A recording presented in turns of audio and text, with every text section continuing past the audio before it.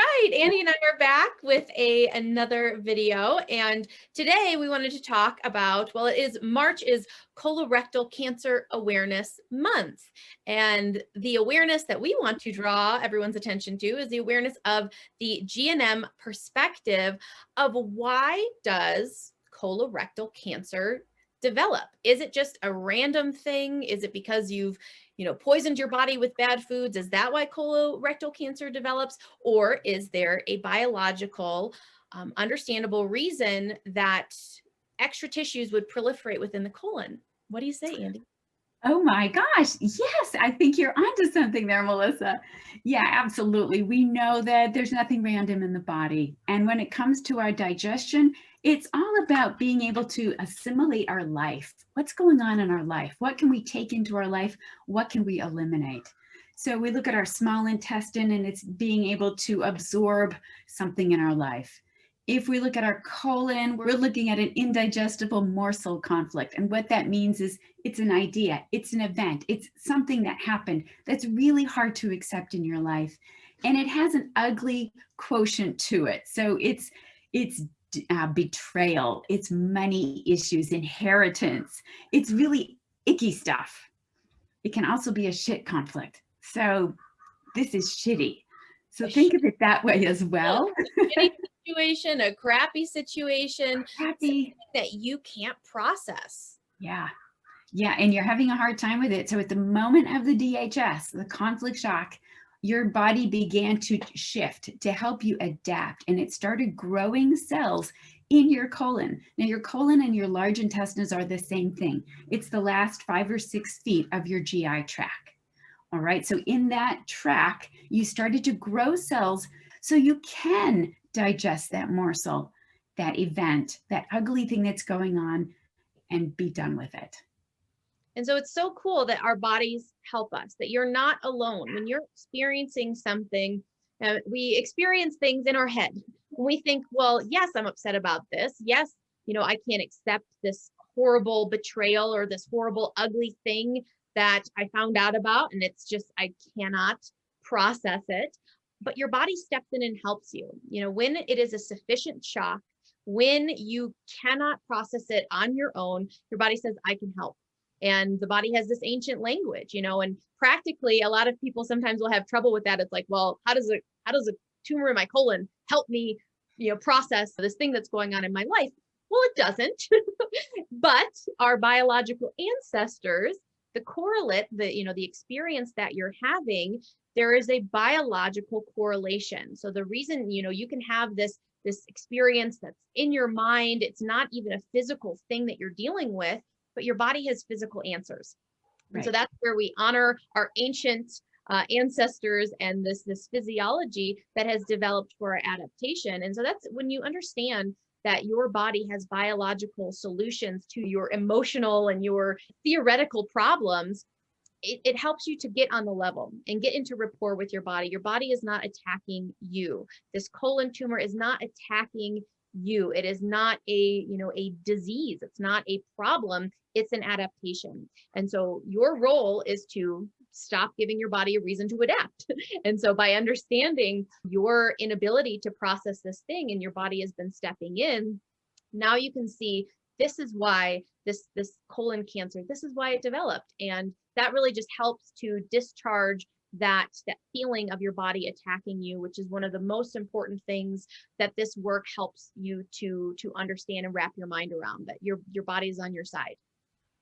Absolutely. So I want to talk about that little event that happens in the life of, especially in Americans, when you turn 50 and you get that little postcard that says, it's time for your colonoscopy, because they want to go in and look just in case there's something growing, because you never know. Things are randomly growing in our body, they believe. And of course they're not. So here's what I say about colonoscopies, because I'm asked that. I've been a colon hydrotherapist, so I'm intimately involved with colons, and I get it. So colonoscopy, what are they going to find? Well, they're looking for a polyp. What is a polyp? A polyp is nothing more than what we were just talking about, this little cell growth that occurs. Now, once we've gone through the PCL phase, the healing phase, normally we will break that tumor down. Sometimes we don't have the microbes to do that, so we'll encapsulate that little bit of a growth and it stays forever. And that is called a polyp. And so they think that it's going to turn into something cancerous. Now, they might also find a growth, call it a polyp, when you're in the conflict active phase. And so that is actively growing. They're going to nip that in the bud, so to speak. They'll take all the polyps out. If it's totally resolved, which if it's an encapsulated tumor, it is totally resolved, then there's no reason to be worried about anything. If you were in the conflict active phase and they took it out and it's not resolved because you're conflict active, it will simply continue to grow. And that's when we go down a very slippery slope of, oh my gosh, it's come back, and now you have a diagnosis from the physicians, and that starts many other programs at that moment, and is, like I said, a very slippery slope. Yes, and understanding also the law of two phases. And so there's the adaptation during the conflict activity, so there's that growth. And then when you resolve the conflict, and a lot of times, especially with these indigestible morsels, they're often not just a one-time thing, they're a cycle. And so if you are in a cycle where you're indigestible, not accepting something, angry about something, and then you resolve it, and then you have blood in your stool, that's another way that people will end up getting diagnosed with a colorectal cancer, is that you have blood in your stool, because that's scary. That's one of those things that they say, oh my goodness, when there's blood in your stool, this could be a really, really bad thing. And so let's say you're a person who's dealing with this, and maybe it happened one time and you're like, okay, I don't want to go get it checked out yet, but you're not aware of the connection between the indigestible thing that's going on in your life and the process that's happening in the toilet. And so when you can draw these connections, you can start to see, oh, I resolved this conflict. I was feeling better about this situation just prior to when I had this blood in my stool. And so when you can make that connection and you can get out of fear, because when you're in that fear cycle, that can add additional conflicts, just seeing that in and of itself can start creating a panic within you. And so that's the power of understanding, why does my body adapt in the way that it does? Why would there be blood or mucus in the stool, or having cramping going on and discomfort? So rather than panicking, seek to understand what is the biological reason and meaning for these symptoms that I'm experiencing. Excellent. Let's look a little further at the colon then. So you and I have talked many times about colonics, about colon hydrotherapy. What are your thoughts on that, Melissa?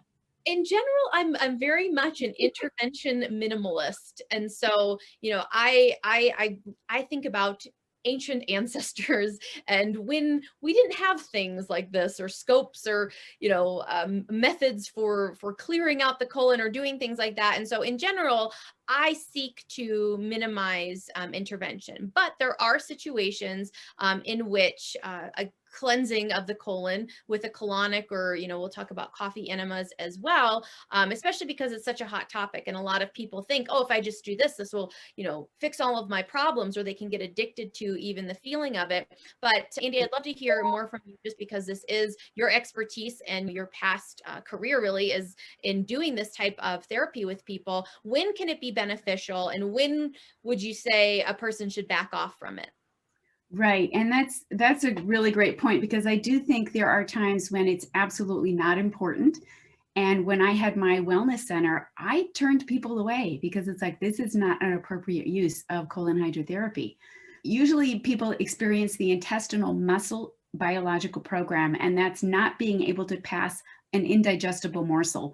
So like Melissa was saying, something is going on in your life, it's icky, it's yucky, and you can't get rid of it. Now there's that element of, I can't get rid of this, it's just lingering. And that's when we have an increase in spasming in our peristalsis in the colon. Elsewhere in our body, in our GI tract, then it slows down. And when our peristalsis slows down, that's when we'll collect the gases and have bloating and uncomfortableness. So I want to point out that your GI tract is the only part of your body that's actually outside your body while being inside your body. All right. The only way you can get anything out of it is through the assimilation through the walls. And that's usually taking place, assimilating the nutrients through the small intestine. When your food enters your colon, in your ascending colon, it's really liquidy. Well, throughout your colon, as it progresses, you're drawing liquid from it. And as you do, it dehydrates and becomes a stool. And that's what you eventually pass. Now, if it's just not moving because your peristalsis, your rhythmic intestinal muscles aren't moving it, that can be uncomfortable. And that's when people say, hey, I think I'm going to try an enema or even a colonic. And so for somebody who experiences that, I think an occasional colonic can be really advantageous. I've seen that happen. I've seen it totally change people's issues that are going on in their life. Once they were able to pass their issue figuratively in the colonic, then their psyche shifted and the issue they were dealing with also cleared out. When I had my wellness center and I learned GNM, I was telling everyone about why we would use colonics and why we don't want to, and what else we want to be looking at to help our body to pass those morsels that are hard for us to pass.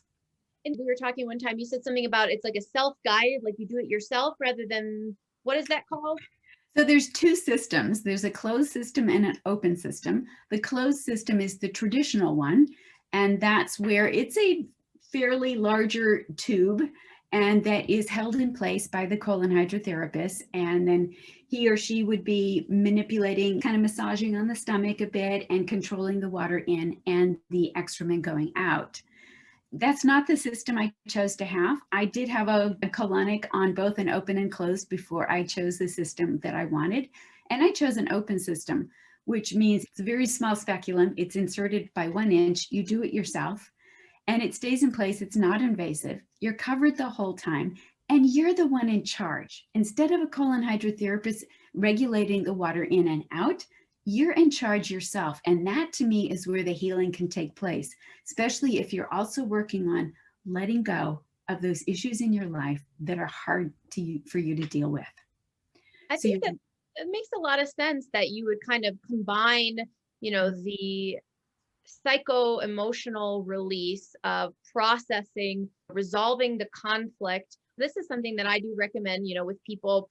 If you are wanting to lose weight or you're wanting to, change something about if there's a physical issue that you're having, we have to address the conflict component. Absolutely. We have to address what you're hung up on, what you're dealing with, but doing something like, for example, with hair loss, there are these scalp exercises that you can do that helps to kind of bring blood flow back to the scalp. And I've seen it be extremely successful, but you also have to resolve your separation conflict. And so it's like doing the physical intervention, doing the exercise in and of itself isn't the fix, but when we do it and we combine it with conflict resolution, like this example of, what is the indigestible morsel that I can't pass, that seems stuck. And so you kind of go into the colonic situation with the notion of I'm going to assist my body, I'm going to flush things out, but I'm also, and most importantly, resolving this conflict and passing through it. So I think that that's a very cool utilization of the conflict resolution and the physical type of intervention, which in and of itself can be such a huge shift for a person, because so many times people will change their diet or they'll do something different. They'll say, oh, that was the thing that fixed it. But there was something greater going on within your psyche. There was something else that you were letting go of, which is the conflict, which really was the thing that brought about the shift and the change. And the physical support, the colonic, the exercise, the diet is a very helpful tool. And marrying them together, I think, is really the best option. I love that you mentioned that, because when we talk about GNM, we're really talking about that really deep internal work, that personal growth. What has to change inside me in order for this SBS, this biological program, to shift? But when we marry it, intentionally marry it with things that are from the outside in versus the inside out, then the two at some point meet. And that's when that divine spark occurs. And it's like, oh, I figured this out. I'm done with this now. And that conflict relapse stops. And now we can move on with our life. So yeah, that's when I recommend colon hydrotherapy, because for that purpose, It can simply help somebody feel better, first of all, because it does clean out stuff that maybe has been sitting there for a while, which has been uncomfortable. And so just that alone, oh my gosh, I feel so much better. And that changes your psyche as well. That's a big help. It also is a wonderful way to cleanse your liver. So people would bring in some detoxing herbs like a tea, and we could also put that into the colon. Well, the colon has a mesentery blood vessel system that goes right to the liver. So if you want to bypass your GI tract as far as detoxing your liver and really go right to your liver, go right to it through your colon, that can be super helpful. Well, actually, let's talk about, because you mentioned like herbal tea Yeah. in the colonic. Also, people, kind of a hot trend really is people doing coffee enemas, and a lot of people do them to cleanse the liver and the gallbladder. But also, I've heard of people using it for pain management, and in some cases, kind of getting addicted to the coffee enema. So tell me a little bit about that. Yeah, absolutely. So I used to have people that would bring their coffee in because they were doing coffee enemas at home and they were kind of tired of doing that. So they would bring their coffee in and we'd put it into the tank and they would do a coffee colonic instead. And oftentimes it was an implant that they would hold. So the challenge is that, like you mentioned, it's an addiction. Caffeine is a stimulant, the sympathetic stimulant. It increases peristalsis. Now, I'm not a coffee drinker, but I do know people who drink coffee to have a bowel movement. And so if you're running the intestinal muscle program and you're constipated, then using a stimulant is good for a quick fix, but it also creates a dependence. And that's the same with coffee enemas. You can rely on the coffee enema just like you rely on Miralax, to move your bowels. And while it is good in the moment, long-term use is not recommended because you're reducing your own ability to have your own peristalsis. So I also want to point out that constipation can occur with any conflict active phase. So if you're constipated, definitely look and see, am I conflict active on a regular basis right now? Because you're running from a saber-toothed tiger, so you're not relaxed enough to have a relaxing bowel movement. And you could also be because you're dehydrated. So make sure you're getting plenty of fluids as well. Now, another question I had with frequent coffee enemas, and this is kind of a side question too, with coffee enemas or even things like vitamin C therapy, from the GNM perspective, coffee is a sympathetic stimulant. Vitamin C is a sympathetic stimulant. Do we know the extent to which that, say, stops the healing phase? So let's say you're in the healing phase and you're dealing with symptoms of swelling and you're trying to mitigate that with vitamin C or coffee. Do we know how much is too much? What stops the healing phase? Is there a way to know? I mean, it's a case by case basis. You'd have to take every single person, what's their history, how old are they, how many milligrams of vitamin C are they going to take, is it oral, is it IV?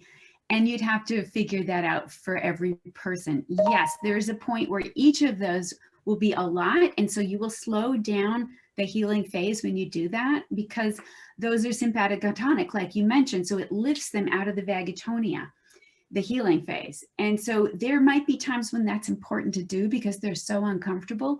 But when we do that, it does make that PCL phase longer. So people need to be aware that that's what they're doing. Yes. And so these are just all things to keep in mind, as you're understanding why my body's doing what it's doing. How can I best support it? How can I best make myself comfortable, maybe ease some of the additional discomfort or, clean things out to feel better. There is no like right way, wrong way. It's, you are an individual and what makes sense to you and the things that you choose to do has to be based on what makes sense to you and what, not feeling as though you're pressured to do something, experimenting with different ways of supporting yourself through a healing, a reconstruction, a restoration phase is very important. And so being open to trying different things and, but then ultimately not relying on the external, knowing that my body really, it's got it. Like, that's why I said about being a minimalist with things. I trust my body And I really want to support just the natural way of what my body knows to do in this situation. And any of the extra stuff, just make sure that you are paying attention to how you feel, and what is this shifting within me? Is this helping me? Or am I getting addicted to some of these, cleansed out feelings, or, coffee in my, in the enema? Right. And I love that you mentioned that, because there are so many people that are focused on the external. I need to do this. I need to take all these supplements. I need to do this. And they get stuck in the process of relying on all of those things to heal them. And that's really detrimental. So I'm really glad you mentioned that. It's really important that people understand what this issue, this therapy is, this supplement, what is it doing and why? And the big question to ask yourself is it supporting my PCL, my healing phase? And if it is, how? Understand that, and understand, well, how long will I take this for? Knowing that healing isn't coming from it. It's simply supporting my process. Yes, and one thing I just remember that we didn't mention in the beginning when we were talking about the colorectal biological program and the indigestible morsel, there are situations. So if you've had an indigestible morsel conflict for a very long time, and it's been, unresolved, and there's just this mass growing, it is possible for it to grow to a point where it blocks passageway, and that is dangerous. And so, for people who, are unfamiliar with GNM, or kind of just read a blurb and they assume, oh, you must be against all medical intervention, or, you're against doctors.